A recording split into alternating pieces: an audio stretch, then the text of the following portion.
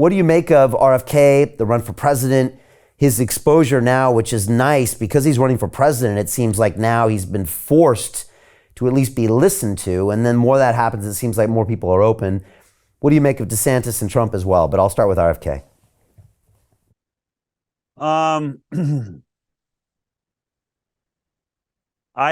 I'm not sure how to answer the question. I actually legally don't know how I can answer that question. I'm sitting on a set of a nonprofit right now that isn't allowed to be politically involved.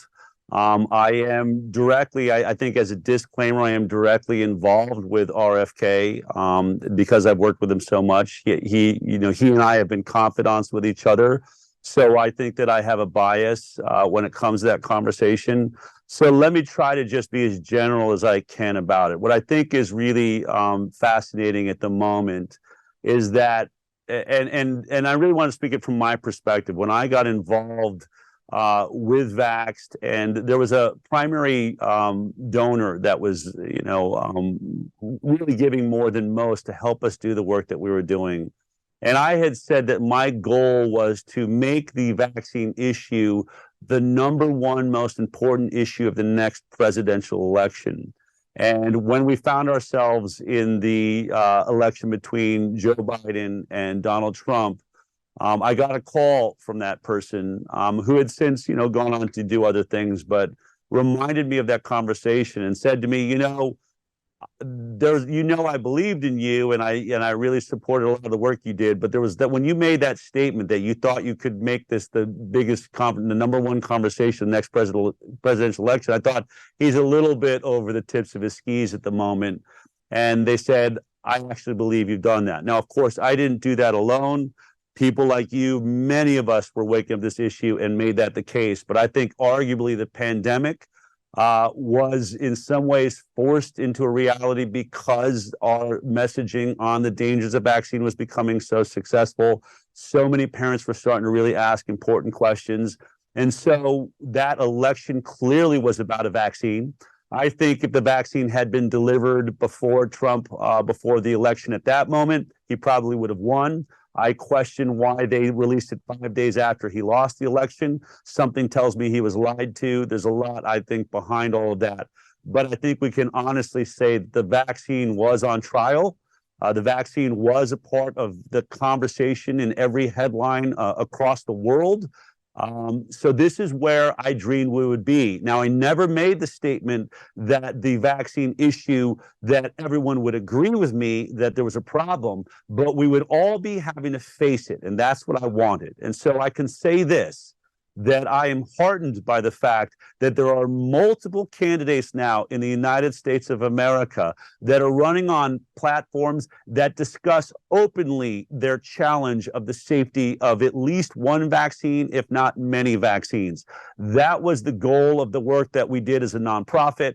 And we now find ourselves with this conversation in the mouth of Ron DeSantis, a Republican, the mouth of RFK Jr., a Democrat. Donald Trump is finding himself in a very uncomfortable space trying to speak to a health freedom population that I think got him elected the first time, that are disenfranchised with him because of the vaccine. He's being booed when he brings up his vaccine, and then trying to find himself in a place where he's saying, look, I'm not ever going to force it on you. I want to celebrate for those that have got it, but I will always make sure you have a right to choose, which is arguably a respectable statement. I wish Joe Biden would wake up to this issue. I don't believe these are inherently evil people. They're as misguided as the scientists and doctors that are waking up now to this issue. So to stay as objective as I can, what I know is that this will be a central conversation to elections around the world. We are seeing politicians worldwide running on platforms of medical and health freedom and winning.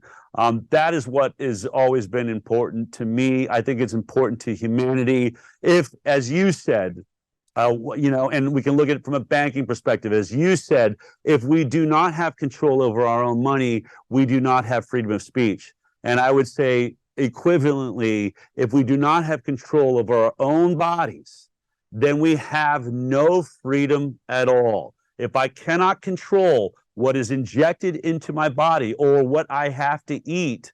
If I don't have control over that, I am no longer a free citizen. I believe I've been reduced to the same rights as a farm animal. A farm animal cannot reject the injections that the farmer is giving them. And if we can't reject injections being forced on us by a president, then we are farm animals. We cannot let that happen.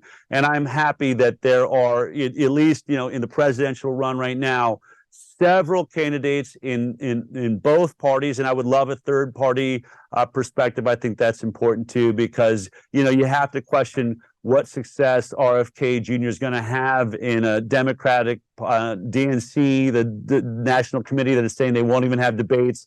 He's got a difficult road ahead of him, but he is polling in with unbelievable power at an entry point. He is doing things like going to the border in Mexico and just sending out TikTok videos and going to, shanty towns in San Francisco and saying, and going to the places that people want better ideas to be happening. And so, it's all in God's hands. I'm just happy that we have candidates now that are recognizing that the bumper sticker slogans that have gotten people elected before will not be good enough. We want real answers. We want real conversations. And I hope that the political committees that head all of these parties start opening up to what you are doing and what Joe Rogan is doing, what I am doing, which is having longer, more thorough conversations about these things in front of the public.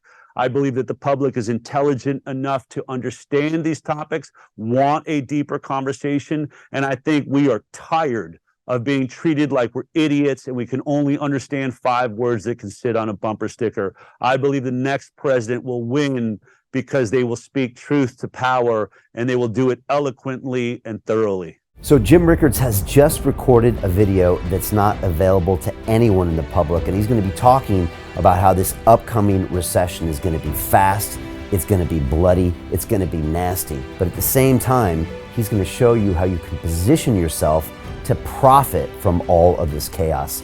Now, we've made this video only available to our viewers. Go to londonreal.tv/Jim. Watch that immediately. I can't say enough good things about Jim Rickards. He understands the global economic system better than any guest I've ever had on London Real. His predictions are almost uncannily true, and you can learn how to profit from his vision, from his expertise, and his understanding of economics. So go to londonreal.tv/Jim or click the link below.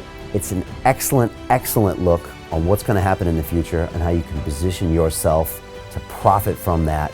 Jim is one of the best in the business, one of my favorite guests on London Real, and he's very, very good at predicting the future and showing us all to profit from it. So click the link, and I hope you enjoy.